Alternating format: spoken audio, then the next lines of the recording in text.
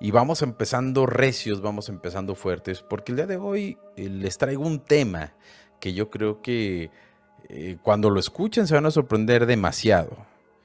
Cuando yo lo leí, cuando empecé a documentarme del tema, en serio, gente, en serio que me saqué de pedo. Se me hizo algo sorprendente todo lo que gira detrás de esta gran serie.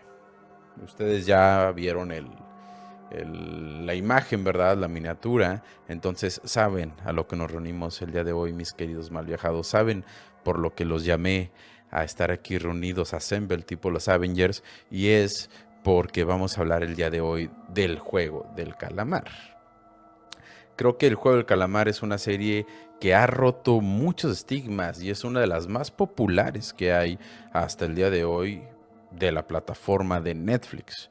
En realidad ha ganado muchísimos premios e inclusive se podría decir que ha mantenido a la plataforma por sí sola. Seguro que muchos de ustedes pues ya la vieron, y a los que no y viven debajo de una roca o no quieren ser posers, pues les cuento un poco de lo que va, solamente para que agarren un poquito de contexto. Rápidamente les digo, esta serie es una serie que se sitúa en Corea del Sur y trata de una élite de personas que recluta a otras personas que son extremadamente pobres y que las lleva a jugar juegos con temática de juegos infantiles, juegos de niños.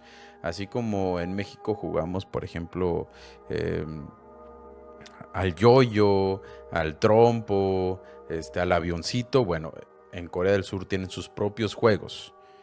Y entre esos juegos, parece algo burdo, algo tonto, es como un Battle Royale entre todos los participantes. Quiero aclarar que los participantes que entran a este Battle Royale en realidad entran por su propia decisión. Y es que no son nada tontas las personas que los reclutan, en realidad van reclutando a personas que necesitan dinero, personas endeudadas, personas que tienen grandes problemas de salud o que tienen familiares con problemas de salud muy graves y que no alcanzan a pagar a lo mejor un tratamiento. De eso va la serie. ¿Qué es lo que pasa en la serie?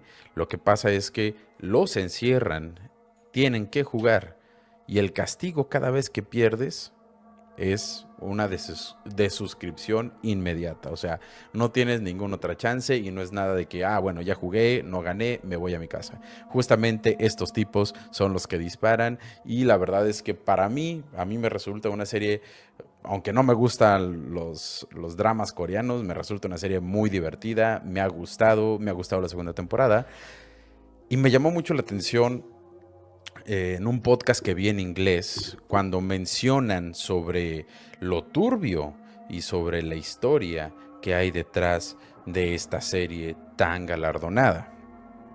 El juego de calamar es una serie muy divertida, pero ¿sabes cuál es la verdadera historia que está detrás de esta gran serie llamada El juego del calamar? El día de hoy lo vamos a contar y les quiero advertir de una vez, van con todo de advertencia, que lo que vamos a contar es verídico y que puede llegar a herir la sensibilidad de algunas personas. Por si alguno de ustedes se encuentra en algún ambiente donde no puedan escuchar a lo mejor cosas sobre abuso o cosas así, pues váyanse, ¿verdad? Retírense por el momento o vean este video después. Vamos a pasarnos al año de 1984.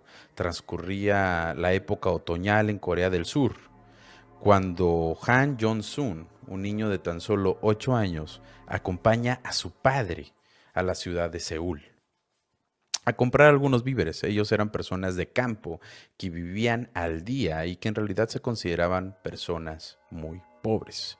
Su padre, aún teniendo muchísimas cosas por hacer, dejó a Han solo en un parque que estaba rodeado de familias, de niños, y que por lo regular, pues en Corea del Sur se vivía en una época en donde no pasaban muchos delitos, o bueno, no tan seguido.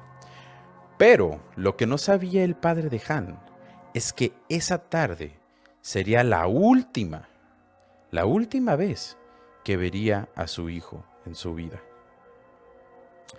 La abducción de Han fue una incógnita para muchísimas personas a lo largo de muchos años. Su padre nunca lo encontró.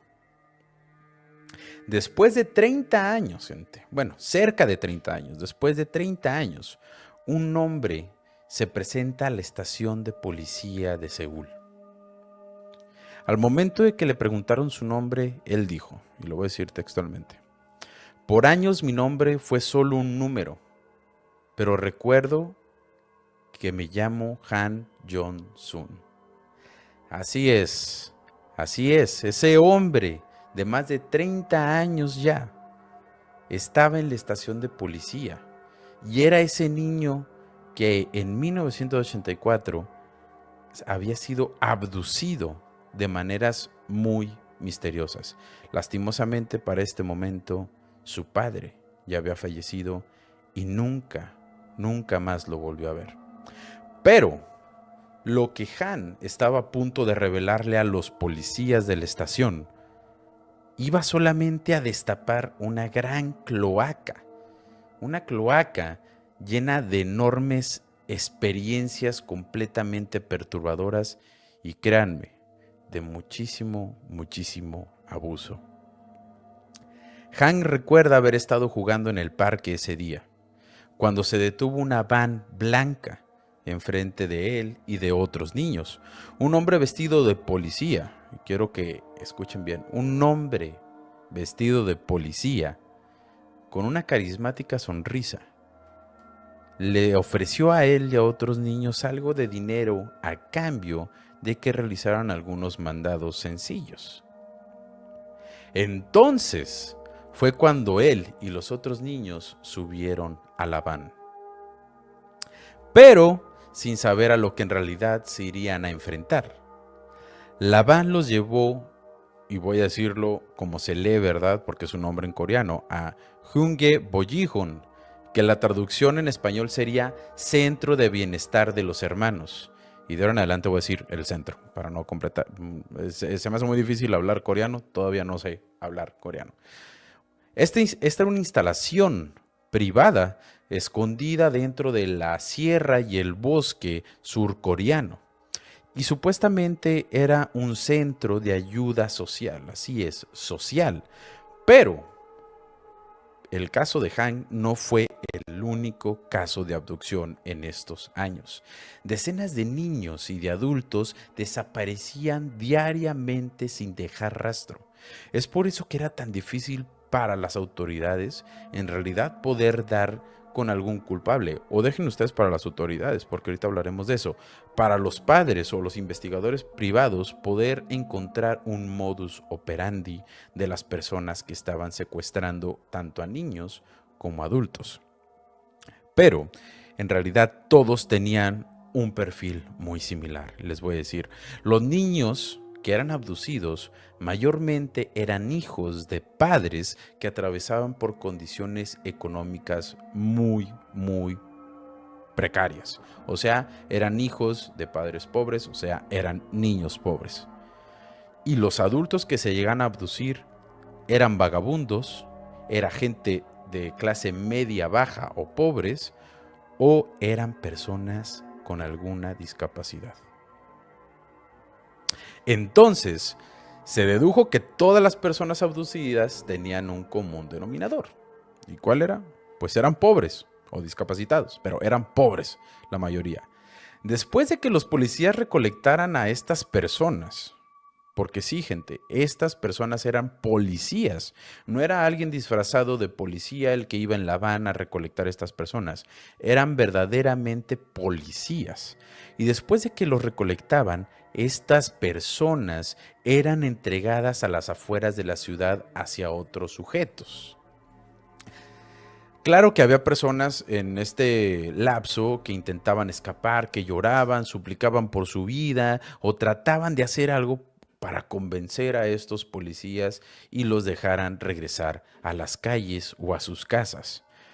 Pero en cuanto esto pasaba, los policías se encargaban de que esa persona recibiera la peor paliza de su vida. O inclusive los llegaban a matar. En cuanto entraban a las instalaciones de este centro de hermandad y de ayuda social, se les asignaba a cada uno un número y una cama. Cama. Esta cama, la cual tiene muchas similitudes con algunas que ya hemos visto en la serie. No sé si hay alguna imagen por ahí para que vean las coincidencias entre las camas. En esta imagen es perfecta. Y ahorita les voy a platicar por qué estas imágenes son verdaderas, que no es ficción y por qué las tenemos o por qué están públicas en el internet. Fíjense bien en estas camas, son casi idénticas a las camas que hay en la serie del juego del calamar, que consisten en filas y filas y filas de literas. Y en estos centros había filas de estas camas en donde tanto hombres y como niños compartían diariamente, noche tras noche, la habitación. Muchos declararon que era intocable, en serio intocable, todas las personas que estaban dentro de la organización.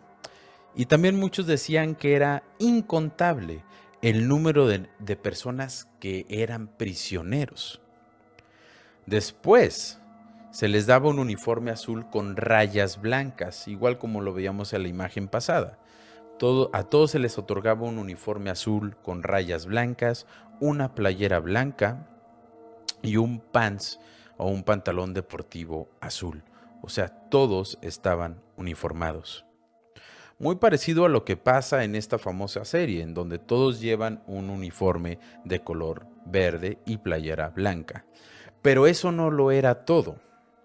Cada día, a las 5 en punto de la mañana, sonaba una alarma. Las puertas de los enormes dormitorios, en donde estaban niños, hombres, y a la sección de mujeres, mujeres, y todas las personas alrededor acudían a esa alarma, acudían hacia el llamado.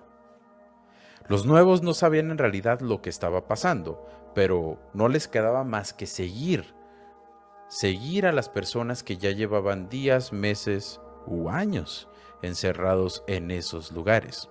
Solamente caminaban y actuaban normal, como si ya hubieran estado en ese lugar.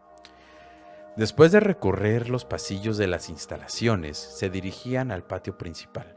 Este patio era una especie de tipo un zócalo, como el Zócalo de la Ciudad de México, una explanada enorme que estaba rodeada de gradas y algunos edificios altos. Lo impresionante de todo esto es que esas gradas se llegaban a llenar de muchísimas personas. Eran incontables. Incontable el número de personas uniformadas que estaban en esos centros de ayuda social. Eso llegó a aterrorizar a todas las personas que por primera vez pisaban esa explanada. Todos usando ese mismo uniforme azul con su numerología. Amigos, había gente que aparentaba tener solamente 5 o 7 años, o sea, niños. Había niños de solamente 5 o 7 años y ancianos que parecían tener 80. No había puntos medios aquí, agarraron parejo. Niños, adultos, ancianos, mujeres embarazadas, discapacitados. Este centro estaba lleno de muchísimas personas. Todos ellos formados y con una facies completamente demacrada. Esto no parecía en lo absoluto un centro de ayuda social. Ni siquiera parecía una cárcel.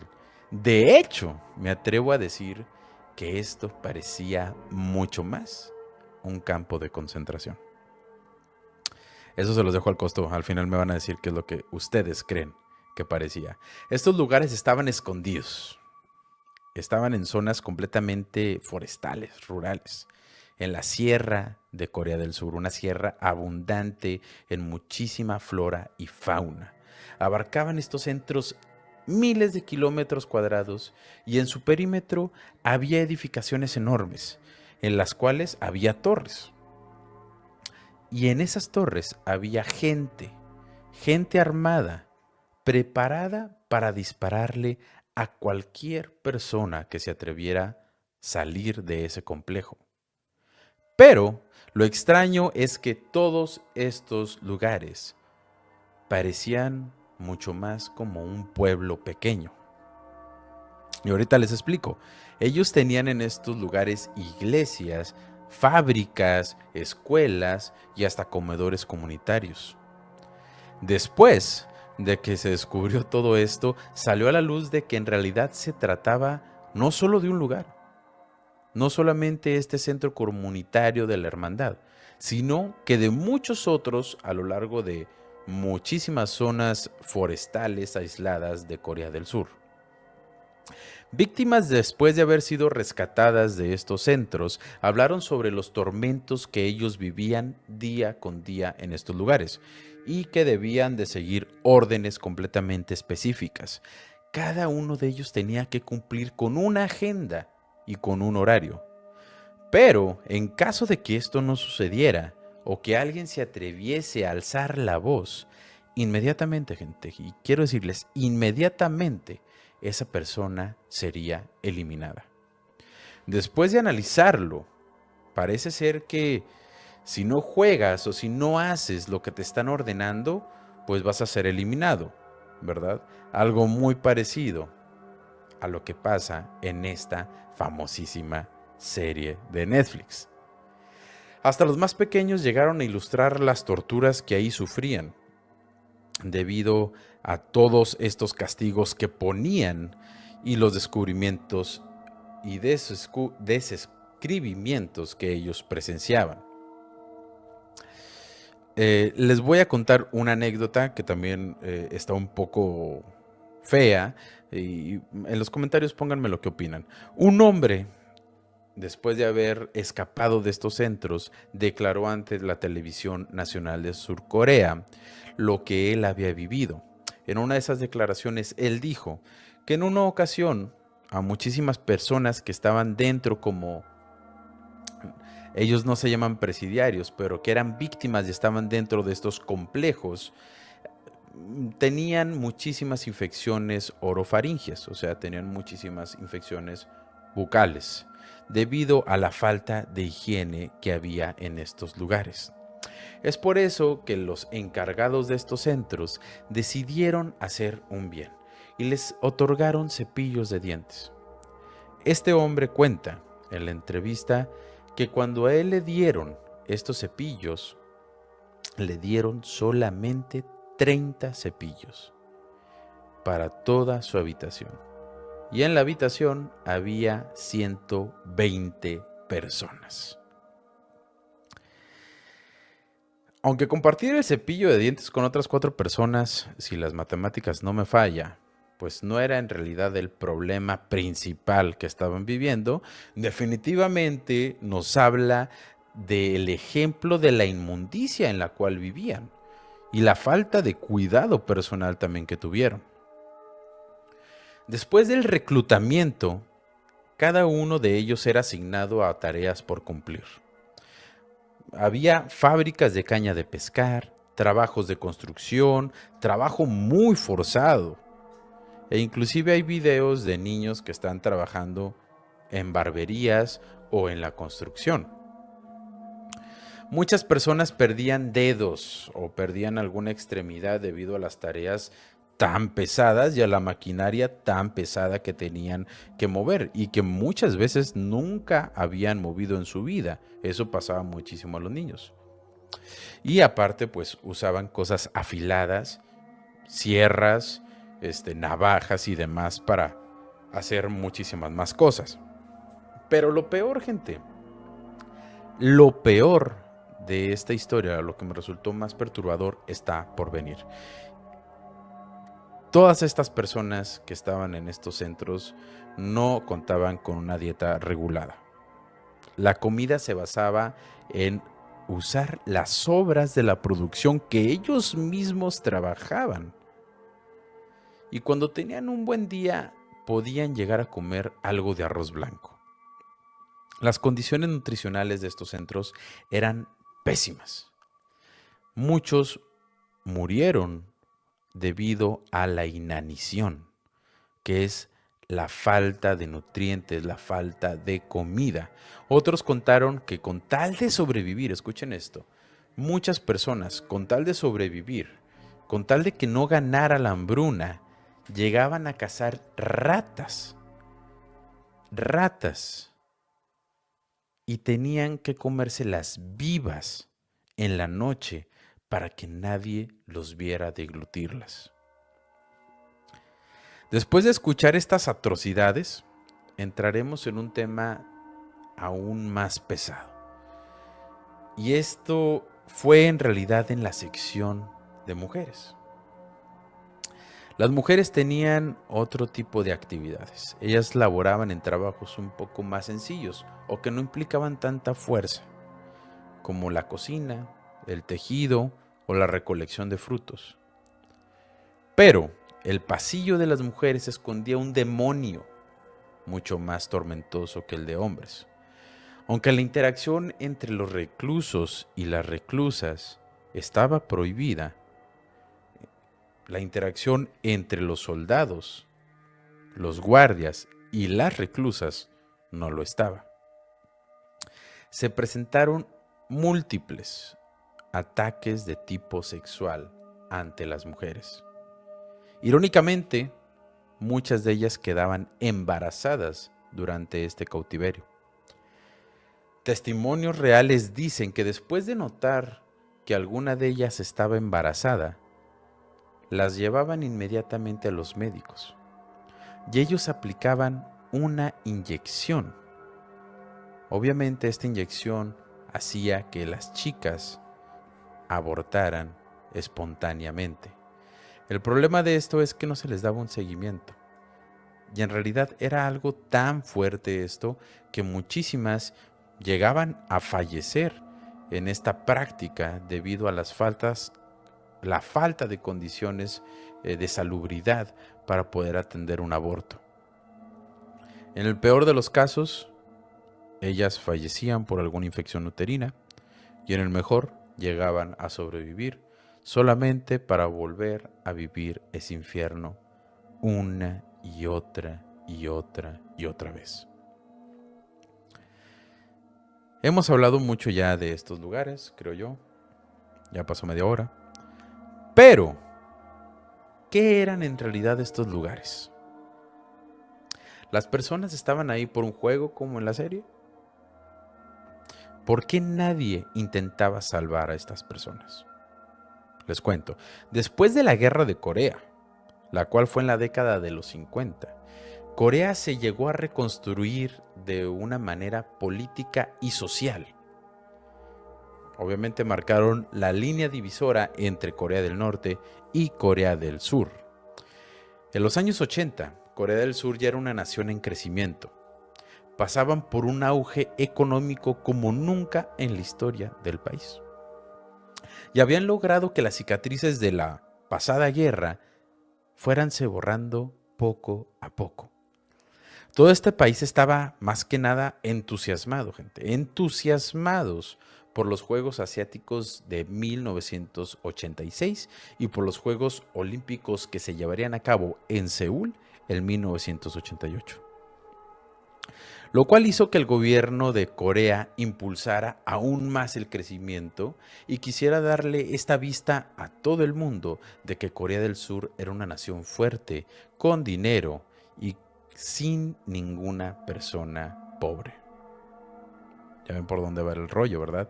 A esta etapa del bienestar de Corea se le llegó a llamar el milagro del río Han.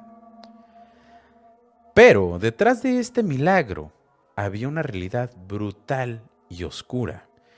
Fue en abril de 1981, cuando llegó a las manos del primer ministro de aquel entonces llamado Nam Duk-bo, llegó una carta escrita con puño y letra por el entonces presidente de Corea, Chon Du-ban.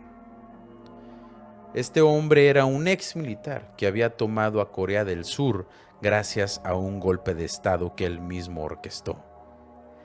En la carta ordenaba al primer ministro, y voy a decirlo textualmente como lo dijo: vamos a tomar medidas enérgicas contra la mendicidad y los vagabundos.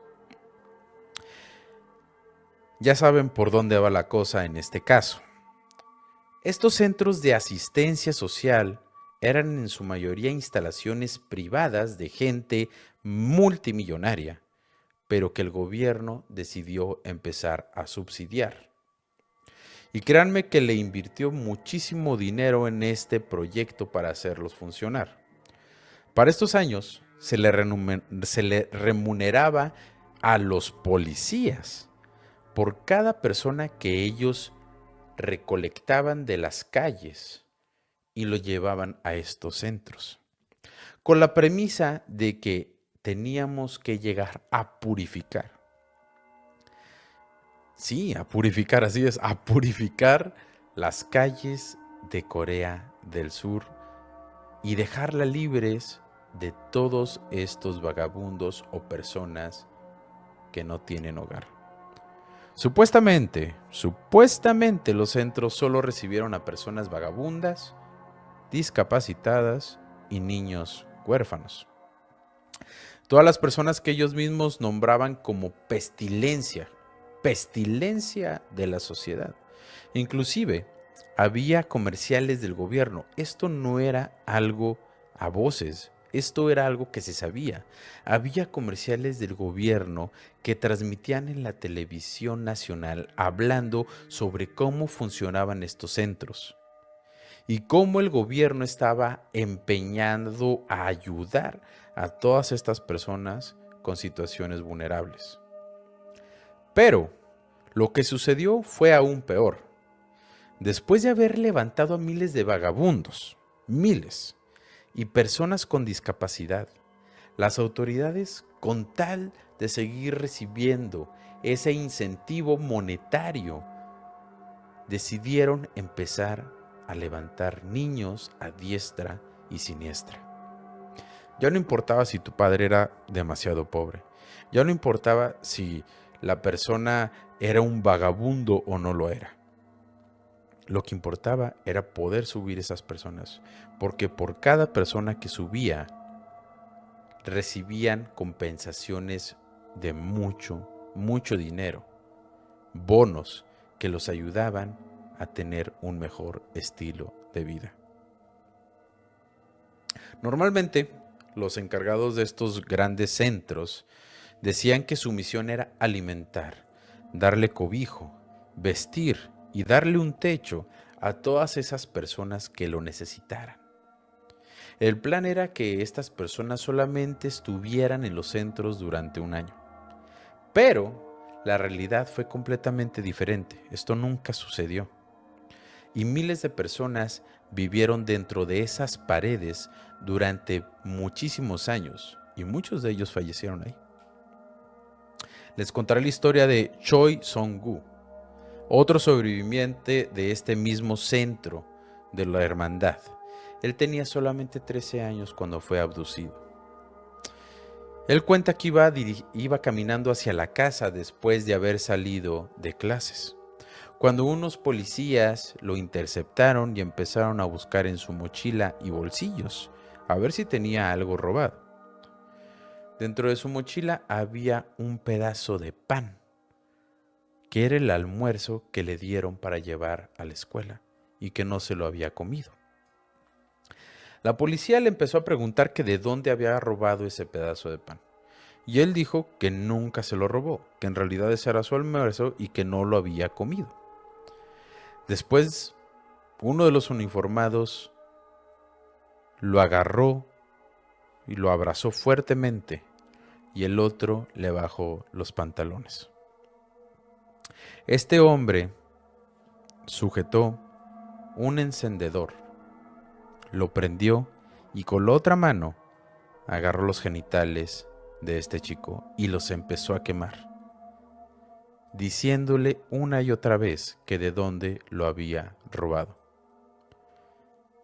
Esto hizo que Choi tuviera que decir que lo había robado, debido a la tortura a la cual se estaba exponiendo. El chico no tuvo de otra más que mentir y decirle a estas personas exactamente lo que querían escuchar. Entre lágrimas y terror, fue subido a la patrulla y después fue llevado a una intersección en donde una camioneta van blanca llegaría por él. Choi vivió un poco más de 6 años dentro de la prisión. Durante este tiempo dice que vio y experimentó violencia tanto sexual como física, de las maneras más brutales que una persona lo podría experimentar. Pero se han preguntado, ¿qué hacían con las personas discapacitadas? Testigos dicen que dentro de las instalaciones de estos centros existían los llamados zonas zombies. A todas las personas que sufrían de alguna discapacidad física o intelectual los encerraban en esta zona, en donde los drogaban tanto que parecían no tener alma. Deambulaban por los cuartos de esta zona como si fueran en realidad zombies. Hacían sus necesidades donde dormían, o sea, interactuaban entre ellos, entre balbuceos solamente, y se la pasaban llorando o gritando durante todo el tiempo. Parecía que en realidad les habían robado el alma, y es que usaban opioides muy fuertes para hacer que estas personas fueran, aparte, dependientes y se sintieran mal todo el tiempo. Después de todo, estos supuestos centros de ayuda no eran para nada de ayuda, ¿verdad? Eran en realidad el infierno en la tierra. Un día de diciembre, el señor Kim, el cual era un abogado muy reconocido de la ciudad de Seúl, decidió ir de cacería con algunos colegas. Caminando por el bosque se topó con un montón de hombres y niños haciendo trabajo pesado. Algo completamente extraño para él. Los niños estaban talando madera, excavando y construyendo. Lo raro es que estas personas usaban grilletes en los pies, tal cual reos. Kim dice que llegó a verlos tan demacrados que llegó en serio a impactar en el psique de él al momento de ver estas personas.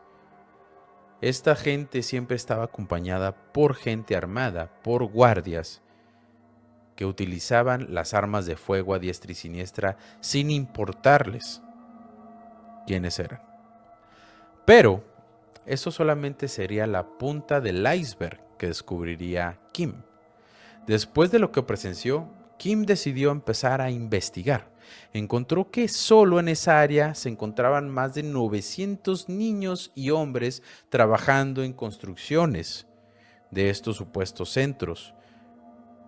Kim no sabía de lo que se trataba esto, pero estaba seguro que era algo mucho más turbio de lo que él creía. Logró conseguir una orden de cateo del lugar en donde había encontrado a todos esos prisioneros. Al momento en el que llegaron a buscar alguna señal o algo que les ayudara a empezar a armar el caso, encontraron una caja fuerte. Y dentro de esa caja fuerte había más de $2 millones en efectivo. Esto le dio las herramientas a Kim de que arrestaran al encargado del lugar y lo llevaran ante las autoridades. Pero lo que él no sabía es que iba a tratar no con un hombre, sino con un demonio. Este hombre respondía al nombre de Mr. Park, y cuando Kim lo interrogó, él parecía no tener ningún problema, como si él supiera que todo ya estaba resuelto.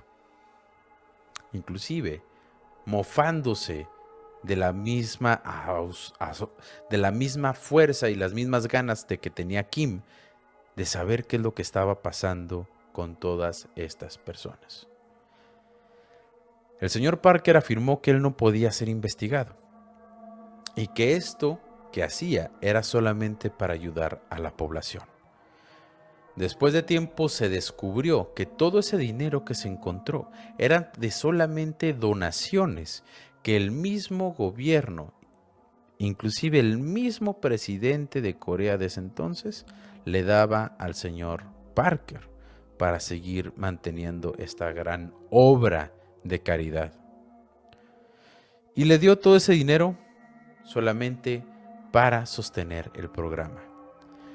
Después de la detención del señor Parker, Kim recibió llamadas de los altos mandos del gobierno diciéndole: espera, no hagas nada. Y lo invitaban a terminar con este embrollo. Técnicamente recibió una orden directa de sus superiores, inclusive del primer ministro, de que dejara de investigar sobre esos prisioneros. Kim inmediatamente perdió la fe en el sistema judicial y en el gobierno de Corea del Sur. Descubrió una red de enfermos que estaban en las altas esferas, en las élites, incluyendo a su presidente, que sería en ese entonces su máxima autoridad. Pero ahí estaba Mr. Parker ante la justicia. Después de un largo juicio, se retiraron muchos cargos de los cuales se le acusaba al señor Parker, dejándolo solamente con el cargo de negligencia, lo cual lo impugnó a pasar solamente 2 años en prisión. Solamente 2 años. En 1987, estos campos fueron cerrados. Y le hago así, ahorita verán por qué. Pero en vez de liberar a las personas dentro de ellos, solamente se transfirieron a otros centros de ayuda social. Cambiaron el nombre de estos centros, cambiaron la ubicación, pero seguía siendo el mismo infierno. Después del primer cierre de los campos, muchos lograron escapar. En realidad, más de la mitad de los reclusos de estos llegaron a escapar en el primer cierre de los campos. Obviamente los que llegaron a hacerlo, por lo general, eran adultos, los cuales tenían un poco más de fuerza y habilidad para luchar por su vida. Ancianos, embarazadas, discapacitados, niños y niñas seguían dentro. Pero la mayoría de los que llegaron a escapar nunca lograron reintegrarse a la sociedad. Sus padres habían fallecido o envejecido. Ellos habían sido abducidos hace 20, 15, 10 años. Muchos de ellos perdieron su vida. Muchos de ellos ya no eran nadie. Eran ese número solamente. Sus ciudades incluso no lucían igual. Para este entonces, Corea del Sur ya había progresado exponencialmente. Y si no fuera poco, también se les llegó a marcar como sobrevivientes de estos supuestos centros de ayuda social. Lo cual en realidad, en vez de ayudar a reintegrarse a la sociedad, lo empeoró del todo. Las personas sabían quiénes eran. Las personas no querían llegar a convivir con estos sobrevivientes de las ayudas sociales. La mayoría de ellos llegaron a terminar con sus vidas. Otros solamente se escondieron para siempre en instituciones mentales o en lugares para indigentes. Algunos llegaron a alzar la voz, entre ellos Hank, el cual narra su experiencia y pide justicia a todos los afectados. Es este hombre que estamos viendo en la imagen. El sistema judicial argumentó que el caso ya estaba cerrado, que había pasado hace muchísimo tiempo y que ya no tenían ninguna evidencia. Después de todos estos años, el expresidente de Corea falleció sin ningún arrepentimiento. Y el señor Parker también murió en el año 2016, sin decir nada que ayudara a seguir con la investigación de estos casos, y dejando a la familia Parker adinerada a más no poder, siendo una de las familias multimillonarias y de la élite de Corea del Sur al día de hoy. Después de esta probable lucha perdida, en el año 2020 muchos sobrevivientes se unieron, ya adultos, y decidieron acampar durante 900 días afuera del Tribunal de Corea del Sur. 3 años seguidos estuvieron durmiendo afuera de los tribunales para que se hiciera justicia por todas las personas que habían fallecido y por todas que habían sobrevivido. La presión mediática y el empeño de estos hombres y mujeres a que este caso se volviera a abrir tuvo éxito. Y la justicia volvió a investigar este caso. Un caso viejísimo que retomaría a todas las personas involucradas desde los años 70, 80, 90 y principio de los 2000. Esto parece ser una mezcla entre la ciencia ficción, ¿verdad? Dramatismo, algo muy parecido a lo que sucede en El Juego del Calamar. Pero cuando lo vemos en la vida real, suele ser mucho más perturbador que ver esas muertes ficticias que aparecen en la serie. Y esto es lo que pasa con las personas que creen que todas estas series solamente están hechas porque sí. En realidad, muchas de ellas están hechas con un trasfondo de algo, de alguna experiencia que ya ha pasado. Bueno, aquí les dejo otra relación, ¿verdad? Esto ya va aparte, espero les haya gustado lo que platicamos ahorita, pero aquí les dejo otro dato muy perturbador relacionado a la serie del Juego del Calamar. Nos vamos a remontar a la temporada 1, a los que no lo han visto, no les voy a spoilear nada, en realidad apareció muchísimo esto, y a los que ya la vieron van a saber de lo que hablo, y a los que no, les explico un poco, ¿sale? Las personas que apoyaban estos juegos, de igual manera que las personas que apoyaban el reclutamiento en estos centros sociales, eran no más ni menos que la élite. Y no solamente la élite de Seúl, sino que la élite del mundo. En la serie del Juego del Calamar, las personas que apoyan estos juegos son personas que son la élite, personas adineradas, aquellos que se esconden entre las sombras y que mueven los hilos del mundo sin que nadie los pueda ver. Después de ver la serie del Juego del Calamar, me di cuenta de la similitud que hay entre cómo personifican a la élite del Juego del Calamar con la élite de la vida real. El uso de máscaras de animales, algo muy extrañas, y el disfrute de estos sujetos al ver personas morir por lo que para ellos serían limosnas, miles de millones de dólares, se convierte en una fantasía. La imagen que estás viendo aquí es una imagen verdadera, no es falsa, no es de ninguna serie ni de ninguna película, es de la vida real.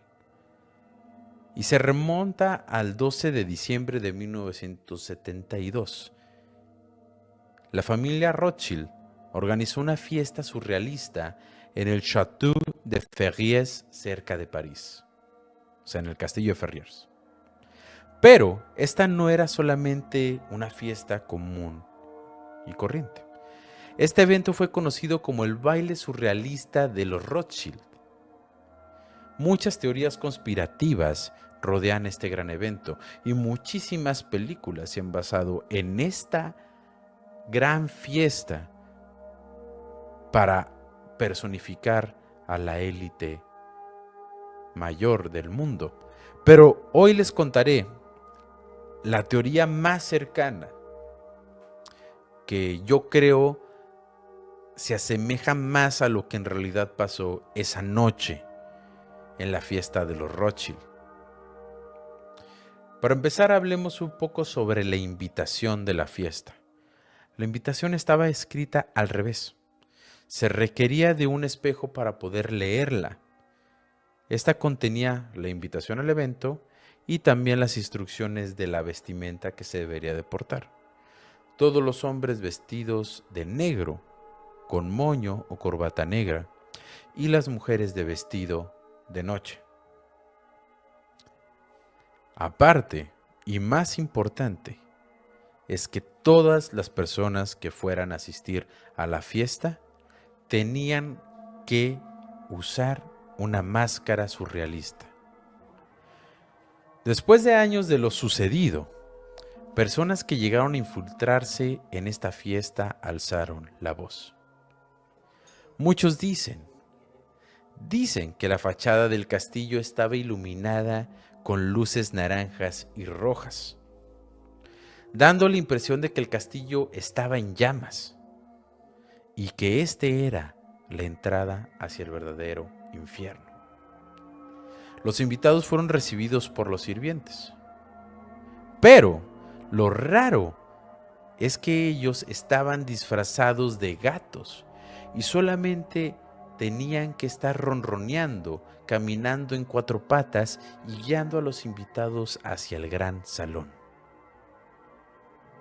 Después, los invitados debían de atravesar un laberinto oscuro adornado de estatuas y cintas negras, algo que en realidad, cuando ve uno las imágenes, está muy, muy perturbador. Entre los asistentes destacaron personalidades de la época como Audrey Hepburn, quien llevaba una jaula dorada de pájaros en la cabeza. También, y obviamente, se podría decir artífice, ¿verdad? Artífice creativo de este evento, el famosísimo Salvador Dalí, creador de la estética completa de este evento. Y obviamente no nos olvidemos de la anfitriona María Elena de Rothschild, la cual lució una cabeza de ciervo con lágrimas de diamantes. Pero no solamente los disfraces eran lo perturbador, también el menú estaba lleno de referencias algo perturbadoras. Platillos como la sopa extralúcida y el embrollo de cadáver exquisito eran lo principal que había en las cartillas, servidos en maniquís y envueltos en pieles negras. También los centros de mesa lucían muñecos desmembrados, como los que están viendo aquí en la imagen, y tortugas desmembradas. ¿Encuentran las referencias o logran ver algo parecido de la élite de la vida real a la élite de la serie del Juego del Calamar? Díganme si es que lo notan o no. Amigos, eso es todo el Perturbados de hoy. Espero les haya gustado, espero y hayan aprendido algo nuevo, ¿verdad? Sobre esta serie que trae un trasfondo demasiado perturbador a mi parecer, y que a mí en lo personal me gusta la serie. Sin embargo, ahora que sé más o menos de lo que se trata o por dónde va, me hace mucho más sentido. Estoy más entusiasmado por ver la tercera temporada del Juego del Calamar. Gente bonita, ¿cómo andan? ¿Qué cuentan? Muchísimas gracias, Sairi. Sairi dice, bienvenidos al canal de los Malviajados, dejen su like y compartan los TQM. Muchas gracias, Sairi. Qué bueno que andas por acá, ya sabes que eres la patrona. Muchísimas gracias. Jesús Ricardo, gracias hermano por ese super sticker, te rifaste viejo. Malviajado Prime, siempre Prime. Doc, ahí le va para la chelita, saludos viejo, sí me la voy a echar, próximamente me voy a echar una chelita. El Johnny, mi carnal, que está aquí al lado mío, pertúrbanos Manu, muchas gracias Johnny, corazoncito. Y Enegrama 91, muchas gracias por tu super sticker. Gente, ¿qué creen que esté pasando en el mundo? ¿Creen que, Marco, pues lo siento viejo, ya nos acabamos, ¿qué creen que esté pasando en el mundo? ¿Creen que estas élites existan? ¿Creen que estas personas en realidad gocen de ver a los seres comunes y corrientes como ustedes y como yo en este tipo de hazañas, estos juegos tipo Battle Royale, Survivor, donde tenemos que jugar por nuestras vidas y el premio es llegar a pertenecer a la élite o tener una pizca del dinero que ellos tienen. ¿Creen que pase esto o creen que en realidad esto no pasa? Díganmelo aquí en los comentarios, los leo, los escucho. Ese es el juego del calamar del que estamos hablando. Buenísimo ese episodio de Bob Esponja, en donde el pinche calamardo vive en el mundo perfecto y después se aburre y desea estar mejor ahí vecino de Bob Esponja. Es buenísimo, muy buena referencia. Toda esta información, la neta, hay, o sea, si le ponen ustedes campos de concentración, Corea del Sur, les va a salir mucha información sobre todo esto, ¿sale? Y está muy ligado a lo del juego del calamar. Entonces, yo creo que Brothers Home.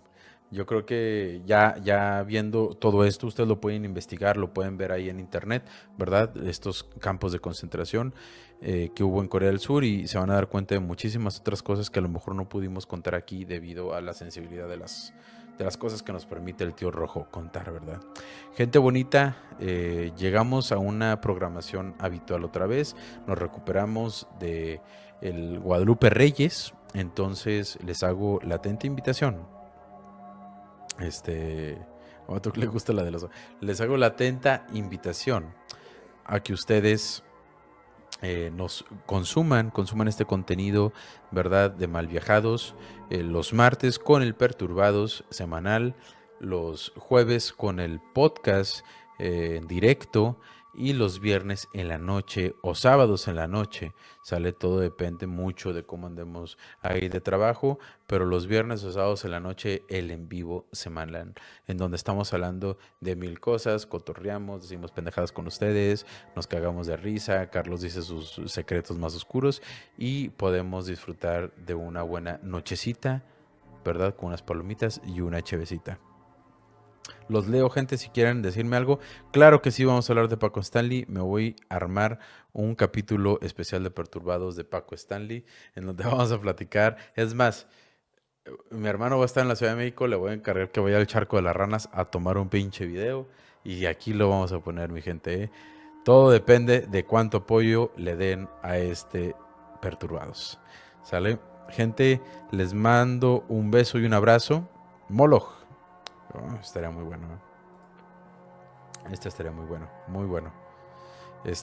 Cuando vean que los temas que platicamos son temas que ustedes nos han dicho, ya sea por Instagram, por aquí o algo, porque créanme que sí los vemos. Cuando vean que es eso, pónganos. Güey, qué bueno que hablaron de lo que yo les dije. En serio lo hacemos con esa premisa. Muchas veces se nos van los comentarios, no los podemos etiquetar en YouTube.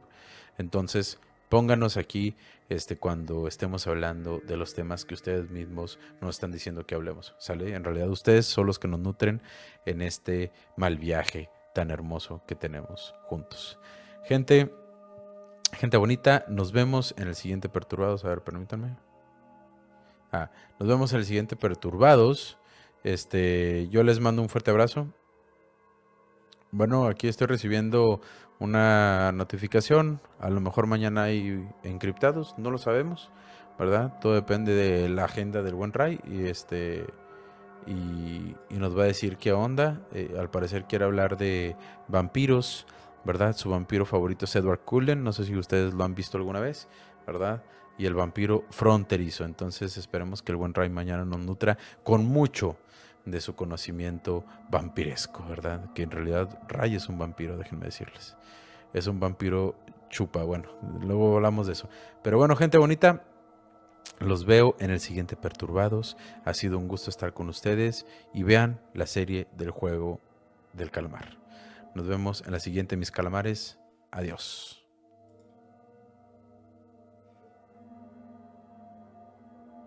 Ay. Adiós.